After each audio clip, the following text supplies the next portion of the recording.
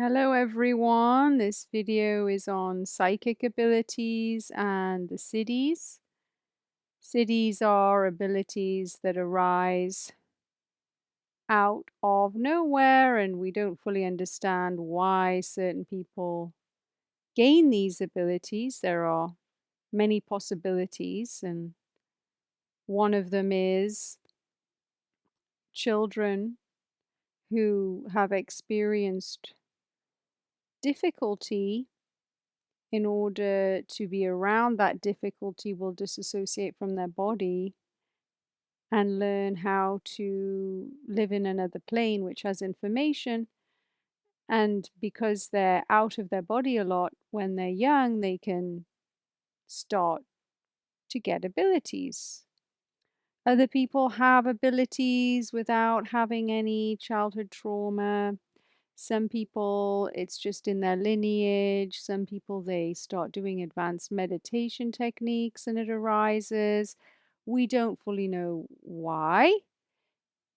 You can have them and be in a state where you're very dysregulated and have a lot of karma and stress and are not fully living life in accordance with natural law. I know that sounds pretty heavy, but we sometimes assume that because somebody has a special ability, that they're all knowing and all seeing and can do no wrong and are special and above other people.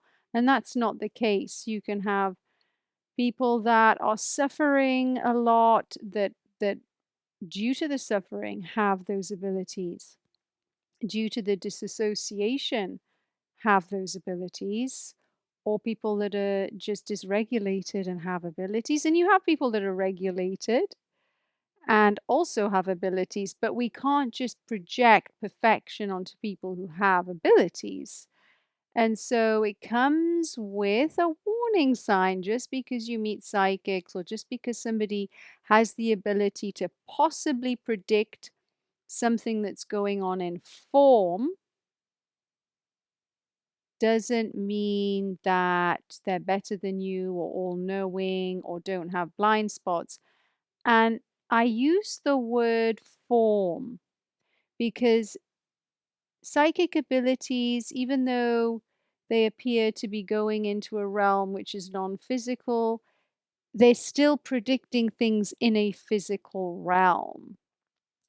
And there can be a trap there because on our spiritual path or on our meditative path, we can link psychic abilities or siddhis to progress on that path.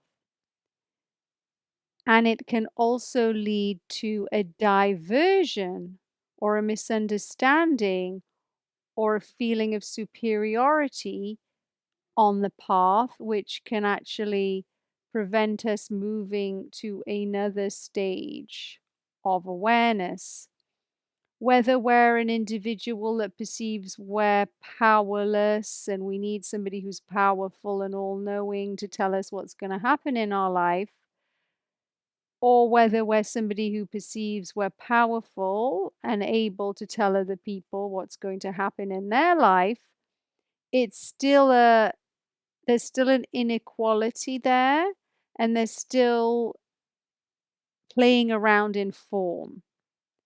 But if we move away from what's happening in the relative world into another space, that space is disinterested in what's going on in the karmic realm, in the realm of action, reaction, and timing, and things like that. It's beyond all of that. And so you can have people who are in very high states of awareness who've moved beyond all of that. And also, even if they have the ability to cognize things before they happen, or they have special gifts that are beyond the five senses, they're also aware that because of the faint remains of ignorance in the personality, which happens just because you have a body, They're aware that the personality can get attached and want to maybe abuse those gifts or think they're superior because they've have those gifts. And so sometimes you'll find yogis who have abilities wishing them away and actually doing mantras and chanting to get rid of them. Now, isn't that interesting? That people can be given these abilities and then say, I don't want them because they're in the form realm and I don't want to play around with that. I'm moving beyond that.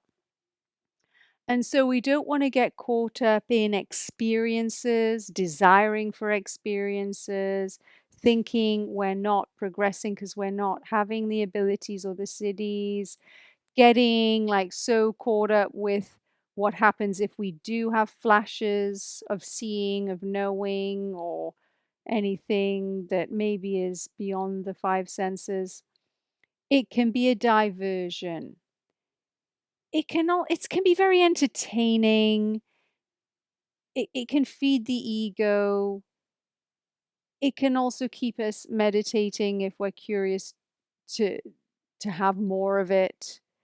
But if we get too stuck on it, too intoxicated with it will be a distraction.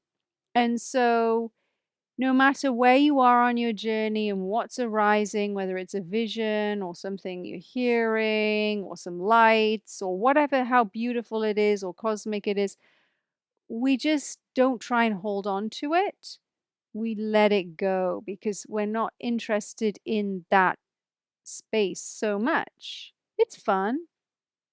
It's like going to the movies. Yogis often refer to it as go, I went to the movies, but you know, it's no big deal. And it also can breed a sense of powerlessness.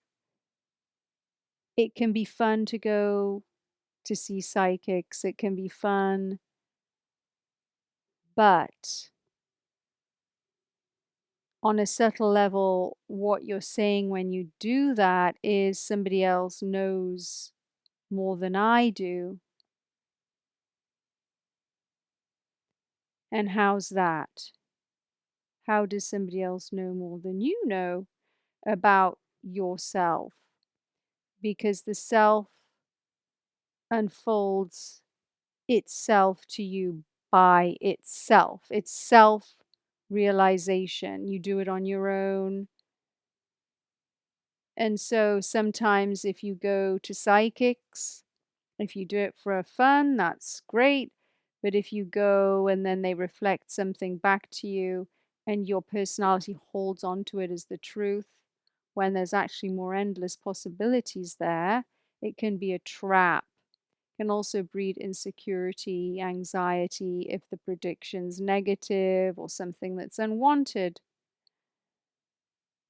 But if it makes one feel better, that's good, but it can also mess with your head. So it comes with a warning sign.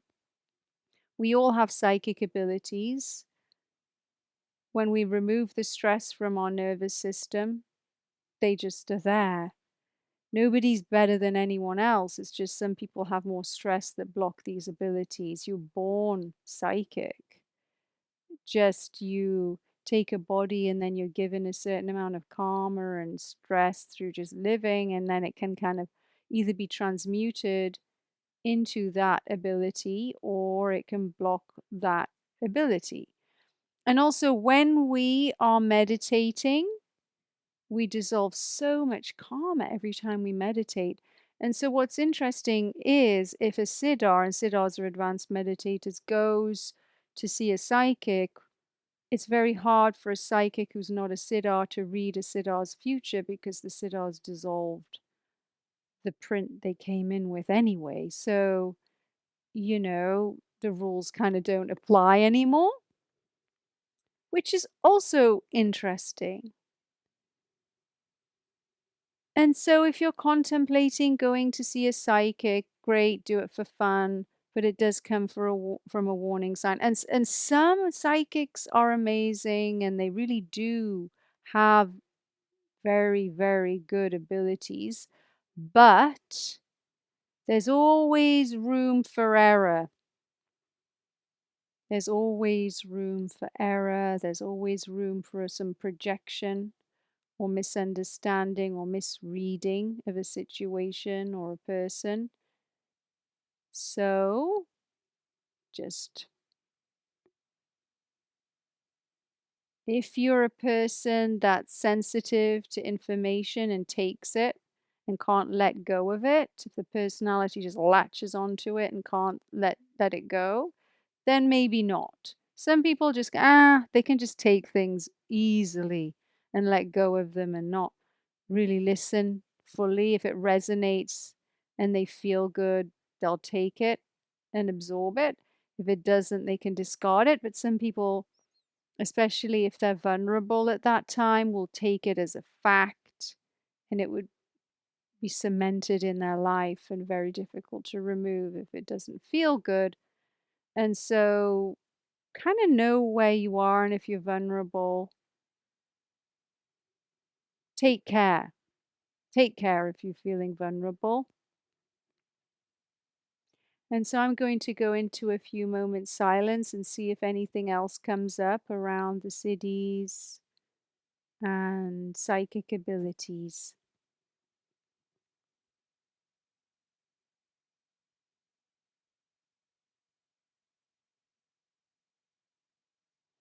There are endless possibilities.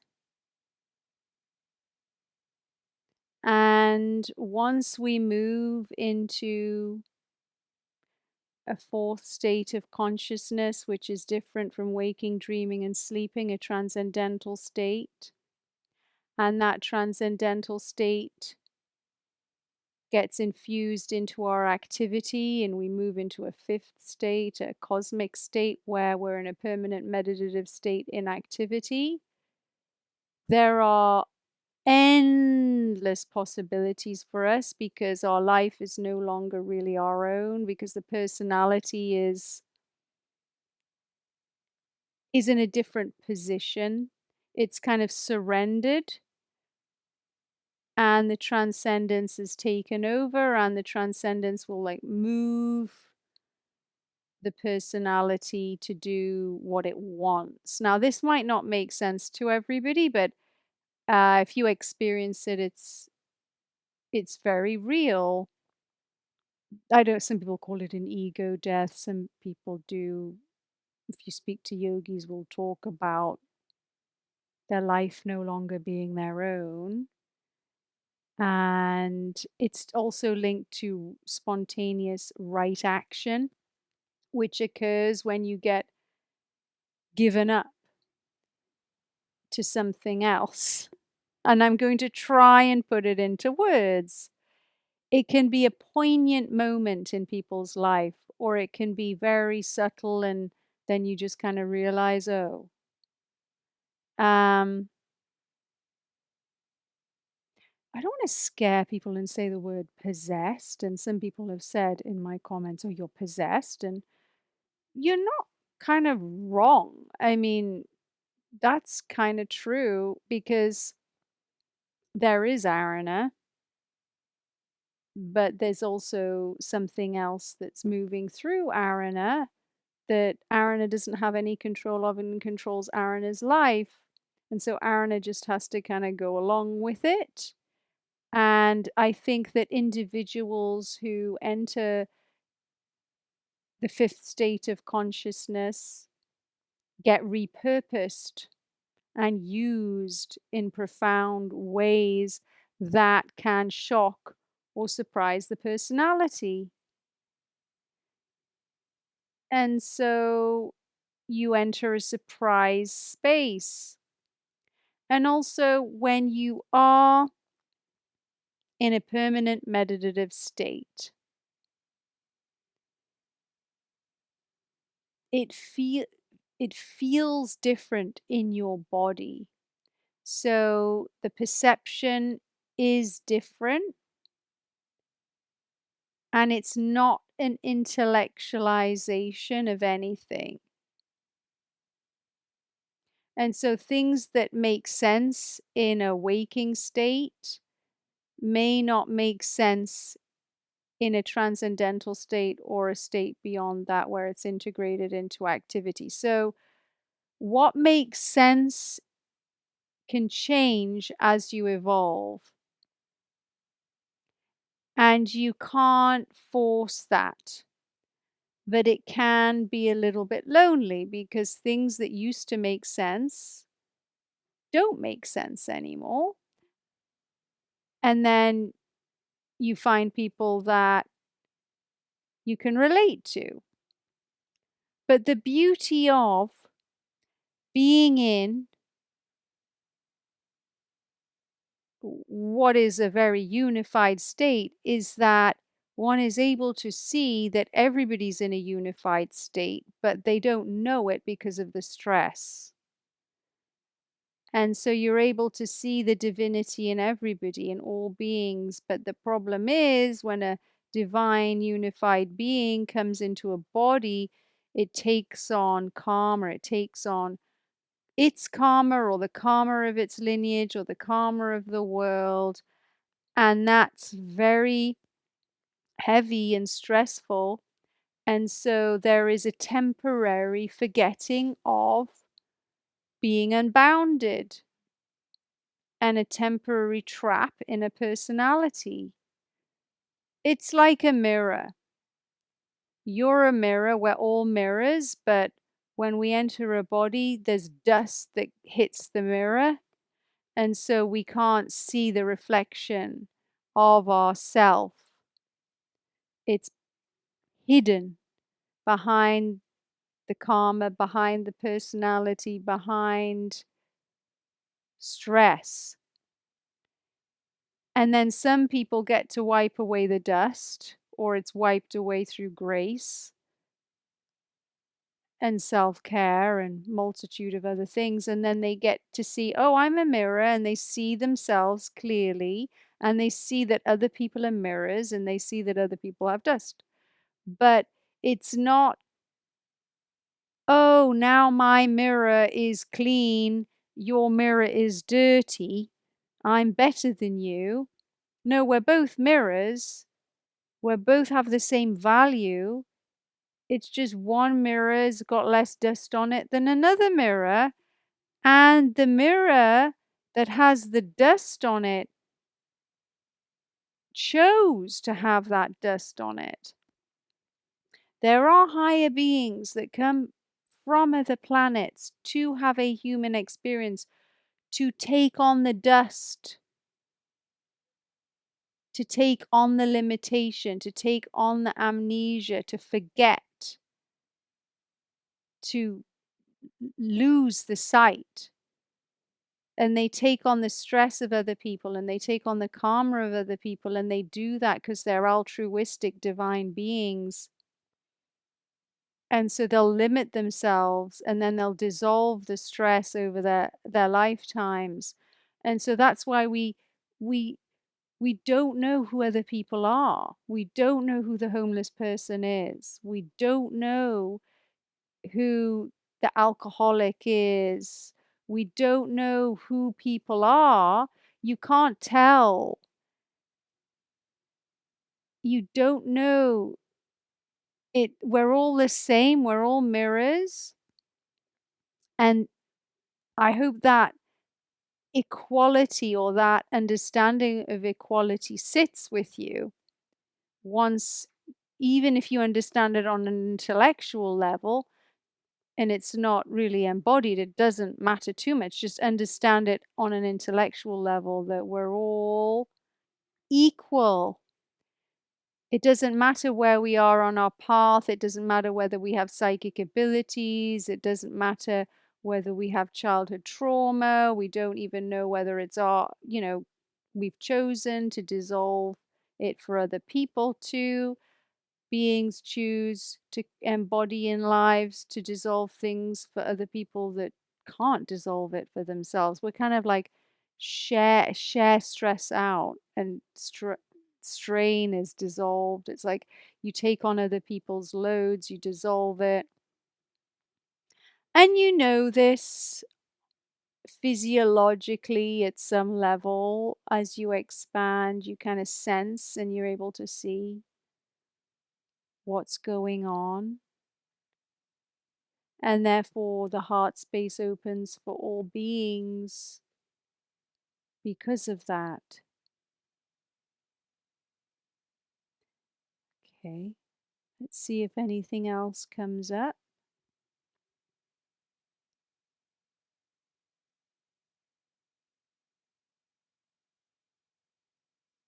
Not everybody is human.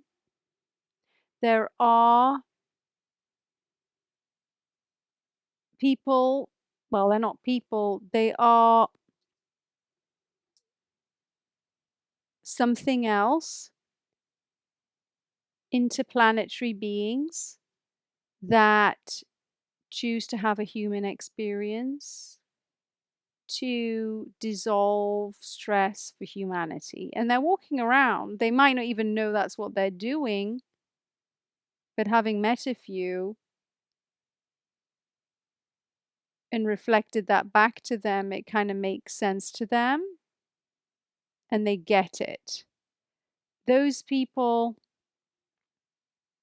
tend to have difficulty functioning in the world like a normal human because they just don't feel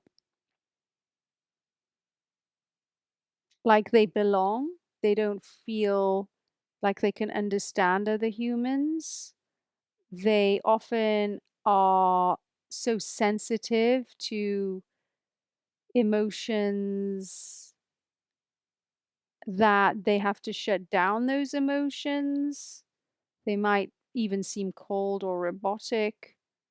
They also might have brilliant Siddhis. Those people, most of them don't know that they are interplanetary beings until maybe they get that reflected back to them, and then the penny drops and they realize that's what's going on. Some channels are interplanetary beings. Some some entrepreneurs are interplanetary beings. They're walking around. It's really trippy, actually, to start noticing who they are. I've had some clients that are interplanetary beings that have realized that after spending some time with me, and it's made their life easier. And so, whenever humanity's de stressing or needs help, it's sent. And it can be sent in the form of a human. There are also humans that are collectives, that are channeling lineages. They may or may not be aware of that. There are other humans that are hybrids of things. So there's a lot going on beneath the surface, and this might just be too much for a lot of people, but I kind of just don't care at this point. It's just the way it is. When you start traversing those realms, you kind of just learn to live with it. But if you take anything away from this video, just know that there's a lot of unseen stuff that is beyond the five senses, that it's not always what you see is what you get. And just be a little bit open. And it doesn't mean you have to go and change your life or get freaked out or anything like that. Just be open, just a little bit open. And we don't want to start getting really woo woo and imagining stuff and then chanting and waving around incense and visualizing beings and getting really cerebral and imaginative about it because we kind of have sensed, oh, I want to see it or I want to connect to it. That would be cool because that's a trap as well. Because all of that visualization is at one level, but moving beyond that, you'll know more. And so I've guided so many meditations, and I know when somebody's entering a fourth state of consciousness when they're meditating, because I will guide them and then I might have a visualization and do different things. And then I'll ask questions after the meditation. And after the meditation, I'll ask, well, who did the visualization? And some people go, I did it and I saw everything and it was really vivid. And they'll think, oh, give me a brownie point because I was visualizing so clearly. And then I'll have another person that says, well, I started off visualizing, but then I couldn't. And then I can't remember what happened after that. And then the time was done. The person that didn't do the visualization, that had the time distortion, they entered the fourth state. The person that wanted the brownie point, that visualized everything and it was very clear, was at a more superficial level. So when you guide meditations, you give the mind things to distract it and then it moves beyond them. So visualizations, counting the breath, following the breath, listening to sound. Once you enter the fourth state, it goes away completely. You're not able to think, you're not able to visualize. You it, you're gone. And so when I guide meditations or I've guided them in the past, I know who's a goner and has transcended in the meditation because they can't remember anything. And they're not asleep, but they can't remember. They just kind of zone out. And so sometimes we can get caught up with visualizing things and oh, visualized a beautiful place, or I visualized my heart space glowing a color, or all this stuff. That's very superficial. Now, if you transcend and you enter the fourth state and then you see lights spontaneously, but you're not thinking, I'm going to now visualize a light, or something appears out of that, that's different. That's a that's sometimes because when you move around in the transcendent, the laws of the impulses of nature will show as lights and things will go on. And so the majority of people who are visualizing during meditation, it's not coming from a fourth state of consciousness. It's used as a tool to distract the mind so the mind collapses into a fourth state. So there is a differentiation there. So we don't want to be lighting incense and going into visualizing and thinking we're in a fourth. No, because you got to go through a door. You're not visualizing a door. I'm just using it as an analogy into another state of consciousness, which is different from waking, dreaming, and sleeping and imagination and all that stuff. And then you start to see how the universe works.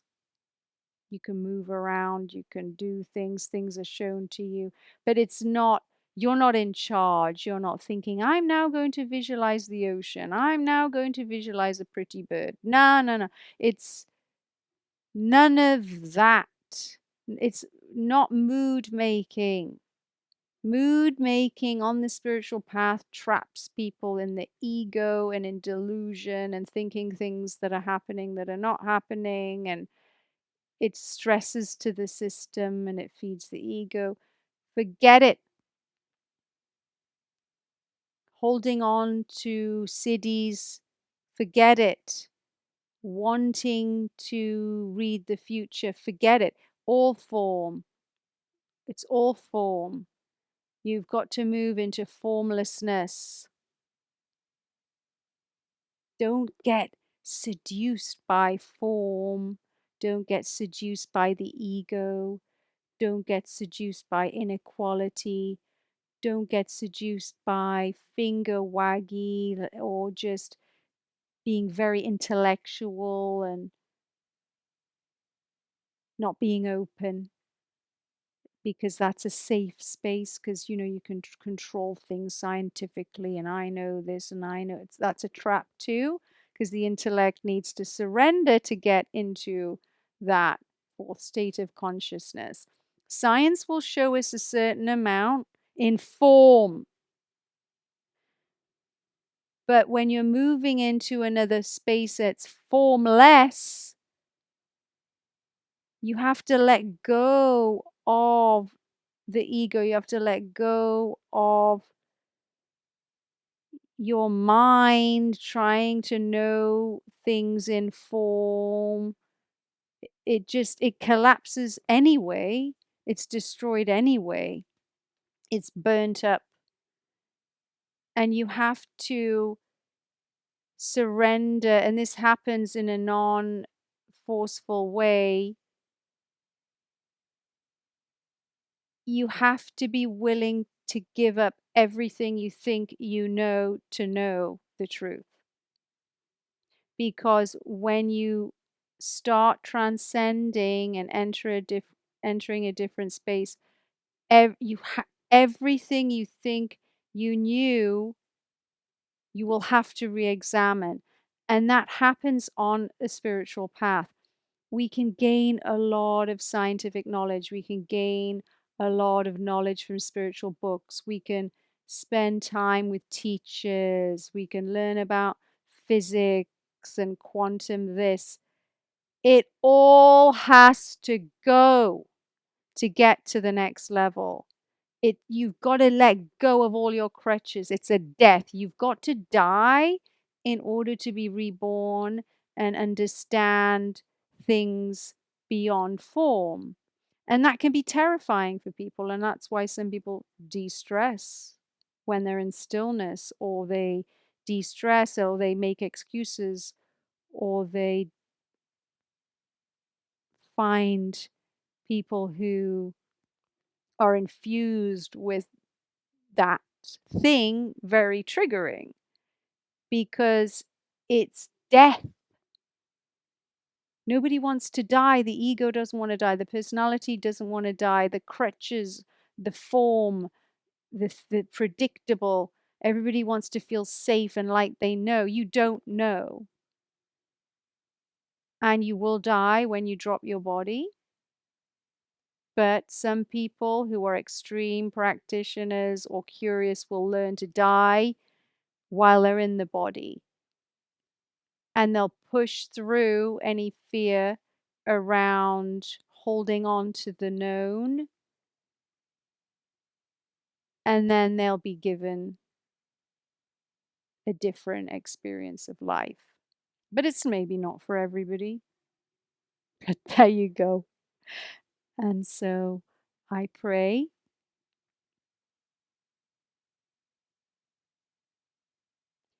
that everybody feels safe and everybody knows on a very subtle level that they're the same as everybody else